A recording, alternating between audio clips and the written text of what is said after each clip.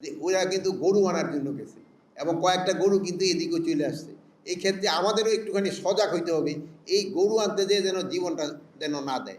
আমার একজন পরিচিত একটাই ছিল যে অফিসে কাজ করত, সে ওই মানে পঞ্চগড় না কোথাও ওদিকে বাড়ি। তার কিছুদিন পরে সে বলল যে, "আমি আর চাকরি করব না।" আমি বললাম, "কেন চাকরি করব না? কেন যাচ্ছ?" বল, "স্যার, একটা গরু মাসে আনলেই তো আমার ১ মাসের পয়সাটা হয়ে যায়।" কিন্তু সে চিন্তা করে না যে এই গরুটা আনতে যেয়ে কিন্তু তার জীবনটা চলে যাইতেছে। এই গরু চোর ব্যতীত, এই আমি বলব যে এগুলি গরু চোর এইগুলি। এই ক্ষেত্রে যদি অন্য কোনো রকমের ক্ষেত্রে আমরা কিন্তু সীমান্তে কোনো রকমের ছাড় দিব না। এই ১৫ বছরে কিন্তু তারা বহু সুবিধা নিয়ে নিছে আমাদের থেকে। এরা এত সুবিধা নিছে যেহেতু এখন তারা সুবিধা পাচ্ছে না দেখি কিন্তু এই যে তারা বিভিন্ন ধরনের প্রচারণা করতেছে। তারা আমাদের এই সুবিধা কিন্তু আর দেওয়া যাবে না।